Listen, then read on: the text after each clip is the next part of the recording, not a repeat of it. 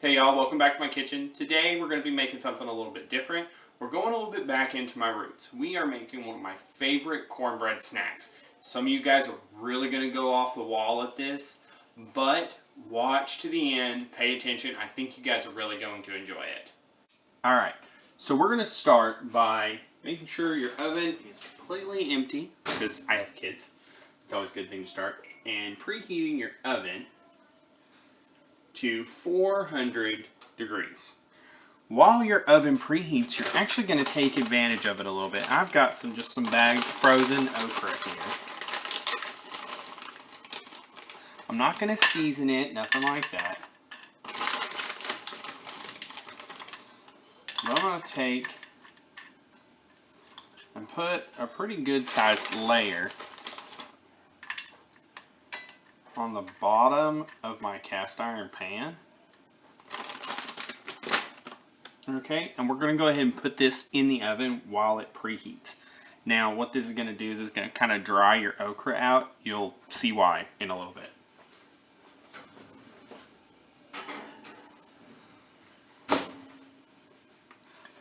Alright, so once you have that, you need a bowl. We're making a pretty simple cornbread recipe here. So, open up your flour. I've got a big old flour bin. And you need half a cup. You don't have to be exact, but half a cup roughly of flour. Now, one of the nice things here about this recipe is you can be a little lackadaisical. Alright, after your half a cup of flour, you need half a cup of yellow cornmeal.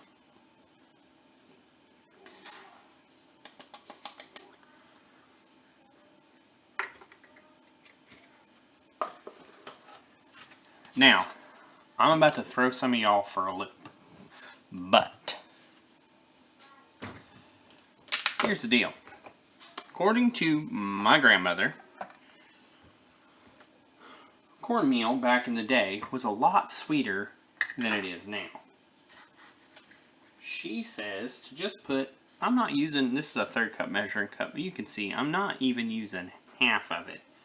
But you do want to put some sugar in there, especially for what we're going to do with it. Alright. While that's going, I also need half a teaspoon of salt.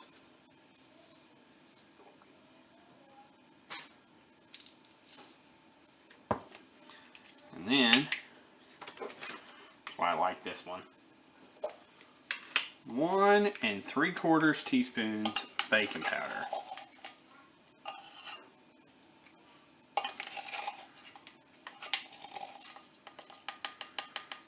Alright, just plop that in there. And before you go adding any of your, actually, I'm going to grab this guy over here. This is going to be really good for this because I can use it twice. So before you go adding any of your wets, add all of your dries together.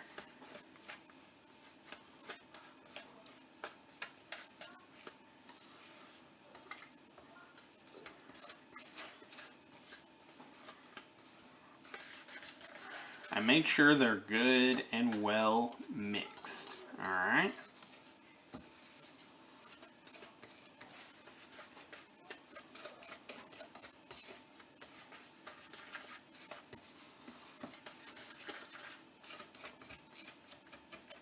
Alright, so that's pretty good. Alright, with all of that mixed, set it to the side for a couple of minutes, because we need to do our wet ingredients. So you take 1 egg,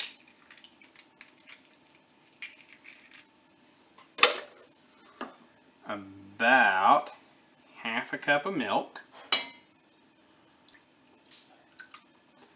and then that same thing where you just had your milk, you need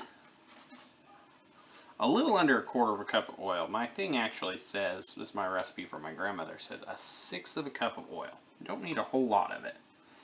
But you're going to mix it all together. And for this, you need a fork. But if you just want to break that egg up a little bit. Alright.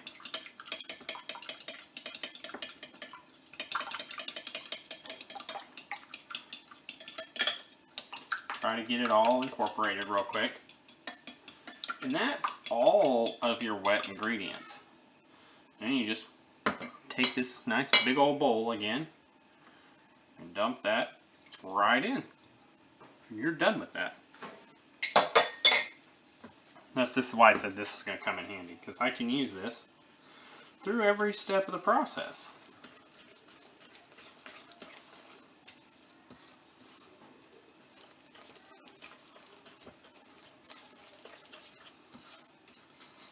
And you want to mix this. It is still going to be a little lumpy, and that's okay.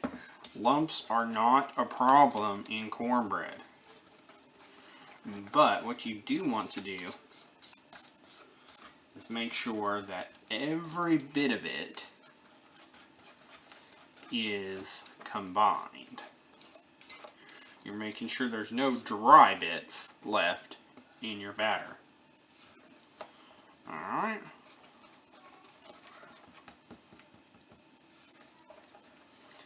Now, that is fully combined.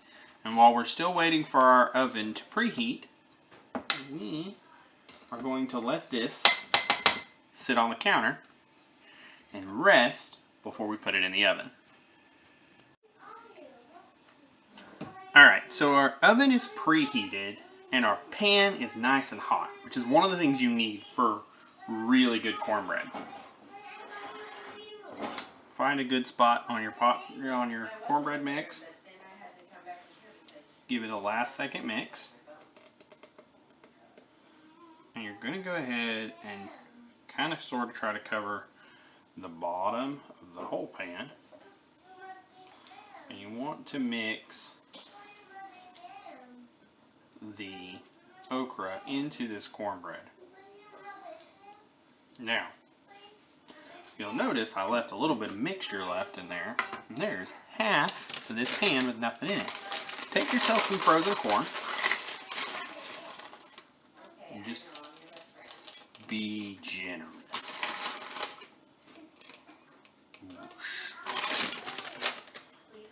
And then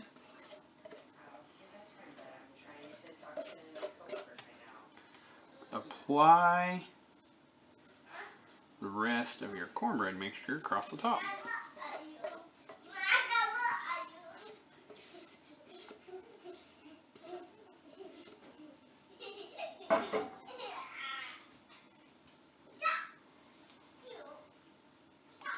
Just try to cover as much of the mixture as you can. I'm going to have to wash my stove because I'm dripping.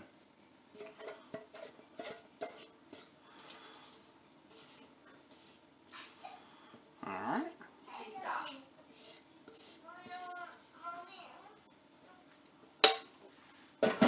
Get that set aside to clean. And then you're going to stick this into your oven for about 20 minutes.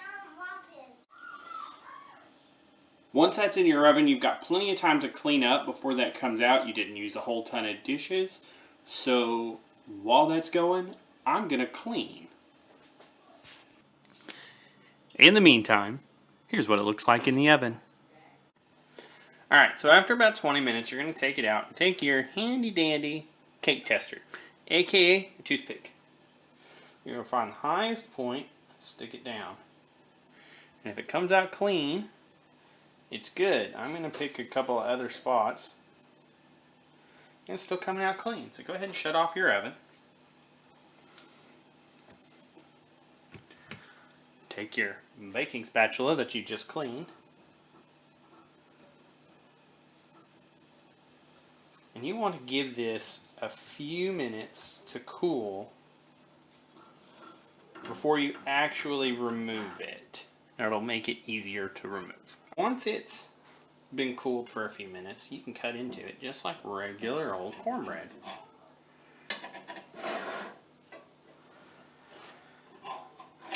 Now remember, this is not cornbread for dinner. This is cornbread for snacking. So it is a little sweet, but it's not super sweet. And half of it has just good old-fashioned sweet corn.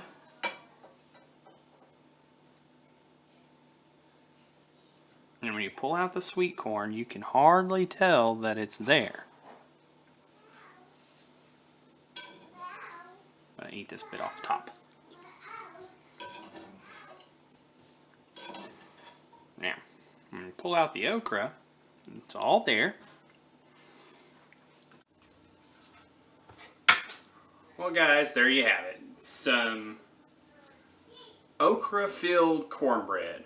I use this in place of fried okra a lot, mostly because I really like fried okra, but I'm trying to lose weight.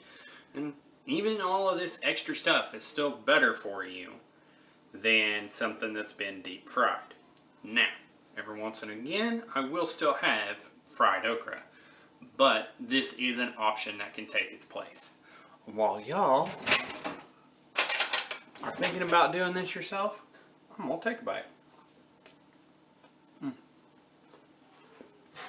You guys have a good day. I'm gonna eat this.